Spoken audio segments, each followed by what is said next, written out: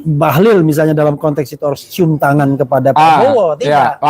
Tetapi jangan pula dia cium tangan kepada wakil presiden, karena itu seperti menunjukkan bahwa saya lebih taat loh, saya lebih loyal loh kepada wakil presiden ketimbang presidennya. Nah, pesan itu yang menurut saya makin menegaskan ya bahwa beberapa menteri di kabinet Prabowo ini adalah memang titipan Jokowi. Selama dia menjadi menteri ya bisa jadi dia banyak melakukan hal-hal yang memang pesanan Raja Jawa itu baik berupa tekanan maupun hal yang memang dimintakan.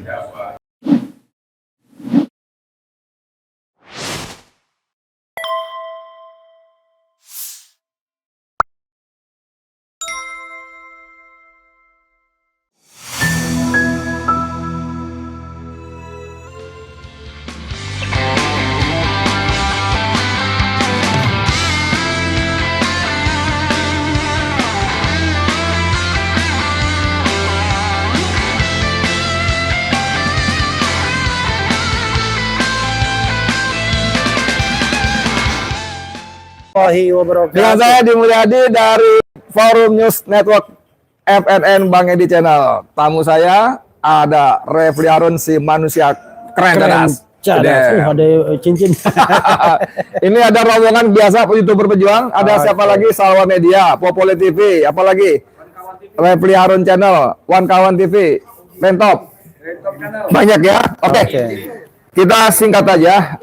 Refly, seperti kita tahu, kemarin itu Prabowo menggembleng para menterinya di Akmil Magelang. Konon selain mendisiplinkan, juga memberikan pesan yang sangat kuat bahwa para menteri itu adalah pembantu presiden. Harus bekerja untuk presiden. Loyal kepada presiden. Tapi belum penggemblengan selesai, Prabowo, mohon maaf kalau saya bilang seperti dilempari kotoran mukanya. Ketika ada adegan tertangkap kamera dan tersebar sangat-sangat luas, Bahlil ketika salaman dengan Fufu Fafa, wapresnya, itu cium tangan, atau nyaris cium tangan. Padahal beberapa detik sebelumnya, nggak ngitung jam, nggak ngitung hari, beberapa detik sebelumnya salaman dengan Prabowo, posisinya biasa saja. Nah, sebagai seorang, kita minta sebagai orang pakar hukum tata negara deh. Nanti kita lihat di sisi-sisi yang lainnya. Bagaimana Bung Refly lihatnya? Jadi gini ya, yang namanya jabatan kenegaraan itu adalah jabatan yang terkait dengan peran dan fungsinya. Jadi ada presiden, ada wakil presiden, dan ada menteri. Menurut konstitusi kita, yang namanya wakil presiden itu adalah pembantu presiden. Pembantu presiden. Sama dengan menteri, pembantu presiden juga. Cuma bedanya adalah kalau wakil presiden pembantu untuk segala urusan. Kalau menteri pembantu untuk urusan tertentu saja. Karena itu kalau kita lihat loyalitas, maka loyalitas wakil presiden beda dengan loyalitas dengan para menteri. Wakil presiden itu satu paket. Jadi seorang presiden pun tidak bisa mengimpeach atau memberhentikan wakil presiden. Tetapi menteri wajib pertama harus loyal kepada presidennya. Karena menurut hukum tata negara kita, presidenlah yang sesungguhnya mengangkat. Ya, menunjuk para menteri. Adapun dalam proses penunjukannya ada masukan, ada diskusi dengan siapapun, itu soal yang tidak perlu dipersoalkan, karena yang paling penting adalah on the paper, ya, based on konstitusi, ya, yang menunjuk, yang mengangkat adalah presiden. Karena itu loyalitas mutlak harus pada presiden. Nah, cuma memang loyalitas ini kan tidak perlu ditunjukkan dengan gesture yang berlebihan.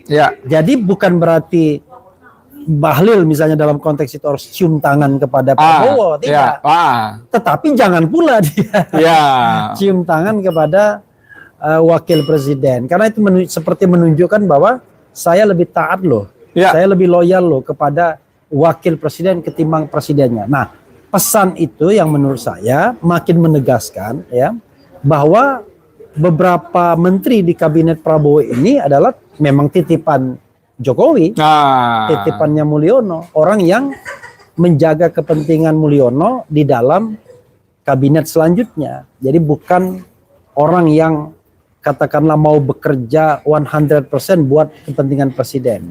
Ya. Prabowo apalagi ya, tiba-tiba orang berimajinasi, ini kayaknya wakil presiden kita ini sudah mulai memoles-moles diri. Nah, sudah mulai hari pertama bahkan. Ya, hari pertama sudah terima Perdana Menteri Korea Selatan, wakil presiden China, kemudian datang ke lorong-lorong, lorong-lorong ya, terowongan, kan, besoknya ke sekolah dan lain sebagainya, yang menunjukkan kelihatannya tim komunikasi wakil presiden lebih siap dan lebih lincah dibandingkan tim komunikasi presiden. Ya. Nah, orang kemudian mengaitkan, wah ini jangan-jangan 2029 nanti Gibran dan Bahlil disingkat Gibah. Oke, sebelum sampai ke situ, saya masih lagi ingin fokus ke soal tragedi atau kecelakaan ya, accident. Saya nggak tahu. Saya lebih suka menyebut tragedi, cium tangan itu. Saya rasa ini seperti rekam jejak Bahlil yang ceplas-ceplos ya, ketika dia ngomong Raja Jawa segala macam ya. Bisa jadi kan kemudian dia di belakang layar dimaki-maki juga sama Jokowi. Gara-gara lu nih gua begini-begini gitu ya. Nah, saya kira adegan cium tangan itu juga bukan by design, saya kira ya. Dia nggak mungkin dong gua mau tunjukkan bahwa gua lebih loyal kepada bapaknya si Fufu Papa, nggak mungkin kan. Tapi itu kalau kita sebagai orang beragama itu kan tangan-tangan Allah yang bekerja. Kalau kita percaya begitu ya, tangan Allah bekerja. Tapi ini menunjukkan tadi bahwa seperti kata Bung Refli, bahwa memang ada di kabinetnya yang tidak loyalitas pada presidennya. Dan sebagai dalam kehidupan bernegara, saya rasa ini bisa berbahaya ke depan. Karena dia bisa membawa pesan-pesan, membawa misi-misi dari majikan lamanya, bukan patuh kepada presiden yang majikan barunya. Gimana nih? Iya, jadi kalau kita lihat Bahlil ya, Bahlil ini orang yang spontan. Spontan, betul. Gesture dan lisannya itu kadang-kadang nggak jauh dari apa yang dia pikirkan. Seperti dia misalnya mengatakan Mulyono Raja Jawa, ya nggak main-main ini sama Raja Jawa, ya kalau kita main-main ngeri-ngeri sedap ini, ngeri-ngeri sedap, bisa susah nih. Nah itu menunjukkan bahwa selama dia menjadi menteri ya bisa jadi dia banyak melakukan hal-hal yang memang pesanan Raja Jawa itu, baik berupa tekanan maupun hal yang memang dimintakan. Nah, ini kan menurut saya menjadi PR bagi Prabowo.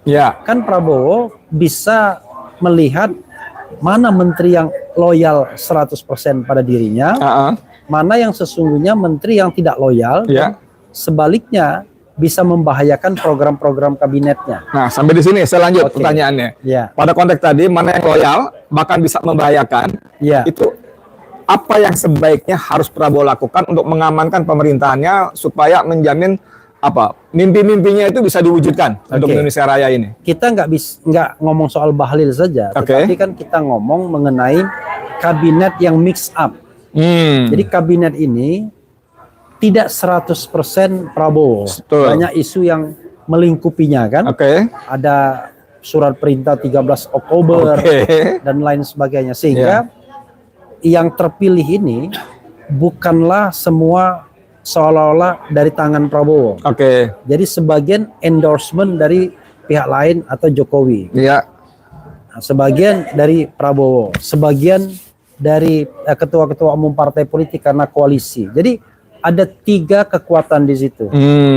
Pilihan Prabowo sendiri, murni, kemudian pilihan partai-partai politik, dan pilihan Mulyono.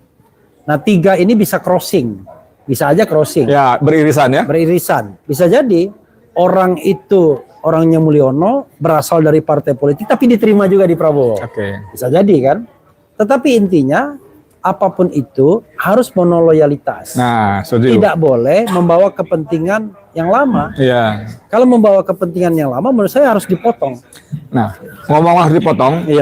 Kita kan nggak perlu memberikan waktu 100 hari. Kalau memang seperti kata Relvi tadi yang out of the box itu bisa besok dilakukan. Nah, dalam konteks Bahlil ini kan bisa menjadi ganjalan yang serius, meribetin itu. Apa bisa segera dipotong? Apa nunggu 100 hari?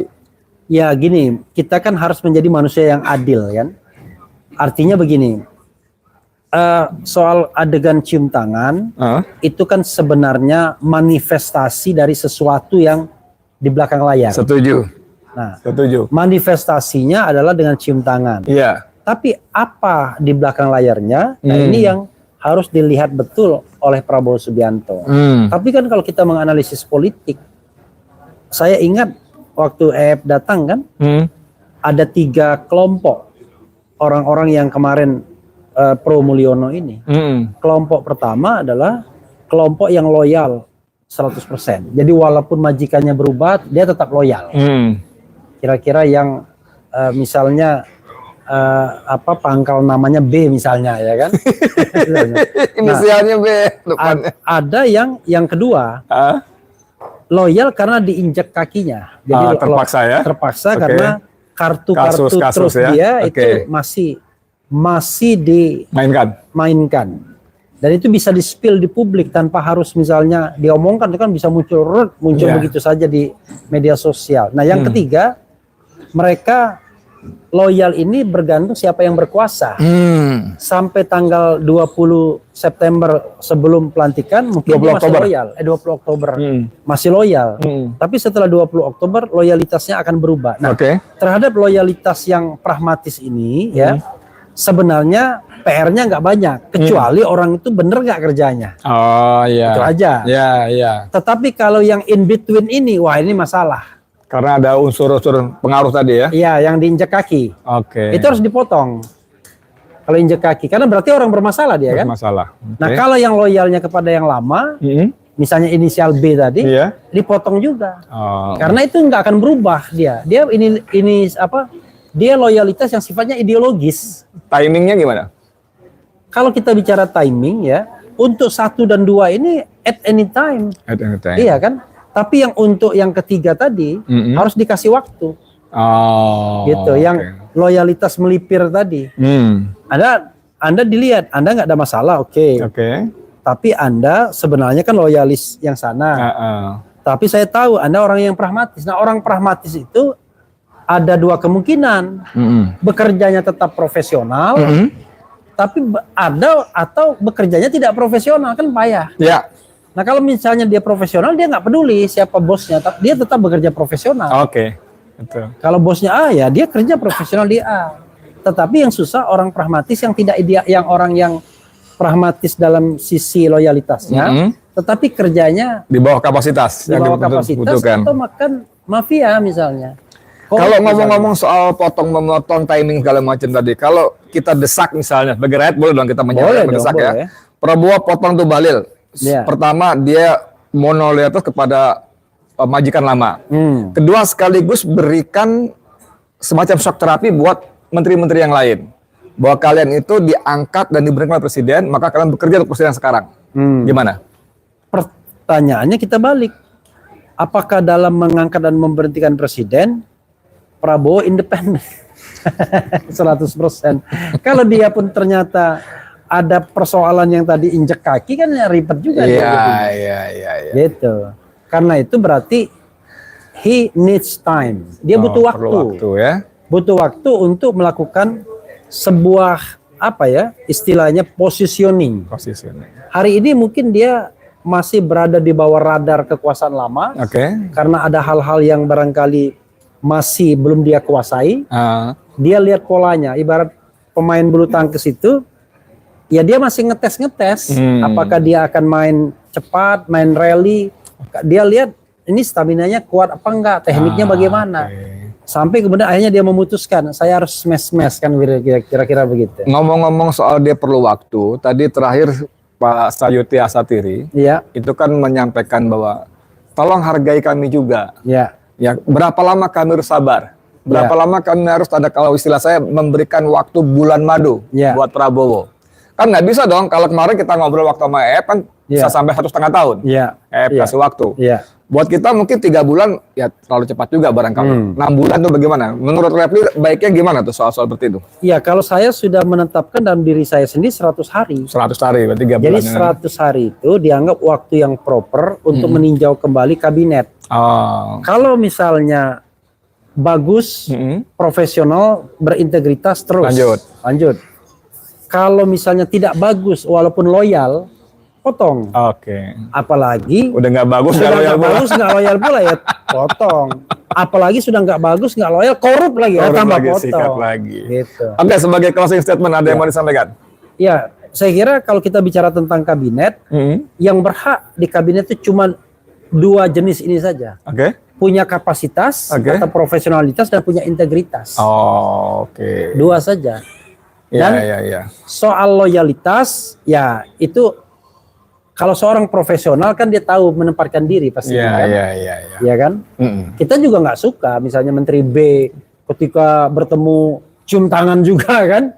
Kan kita tidak mau ada yang cium tangan dengan Prabowo. Ya, betul. Iya, kita nggak mau ada yang cium tangan dengan Jokowi. Kita ingin dia bekerja dengan integritas dan loyalitas. Kapasitasnya. Oke. Kenapa begitu? Integritas dan kapasitasnya. Kenapa? Karena kalau kita baca Undang-Undang Dasar 45 yang lama, itu penjelasan Undang-Undang Dasar 45 itu dan perdebatan di BPUPKI, mereka tuh melihat yang namanya menteri itu bukan hanya pejabat biasa. Kata Undang-Undang Dasar 45 yang versi lama dan penjelasannya, saya baca itu. bahwa sesungguhnya menteri itulah yang namanya kepala pemerintahan sehari-hari. Karena mereka day to day mengurusi urusan tertentu. Jadi tidak boleh mereka cuma sekedar orang yang mengerjakan sesuatu tanpa arah, tanpa visi, tanpa misi. Jadi mereka juga orang yang punya visi, punya pandangan yang luas. Walaupun dia pembantu presiden, tetapi di actual sehari-hari dia merupakan pemimpin masyarakat di bidangnya masing-masing. Gitu. Oke, terima kasih banyak Bung Refli. Teman-teman sekalian, saya kira obrolan singkat ini menjadi pesan buat khususnya presiden kita ya, bahwa Anda dilingkupi ya, bukan pesan baru buat dia sih, dia lebih paham daripada kita ya. Tapi sebagai rakyat kita boleh meminta agar Prabowo betul-betul menunjukkan dharma baktinya, boleh nggak sih kita sebut begitu ya, dharma bakti pada Ibu Pertiwi ini, pada kita rakyat Indonesia. Ya, saya kira begitu ya. Iya. Makasih banyak, Bung Refli, terima kasih. Keren cadas lagi. Keren cadas. Saya Edi Mulyadi, untuk FNN, untuk Indonesia Lebih Baik. Assalamualaikum warahmatullahi wabarakatuh. Waalaikumsalam warahmatullahi wabarakatuh. Fu fu fa fa. Udah.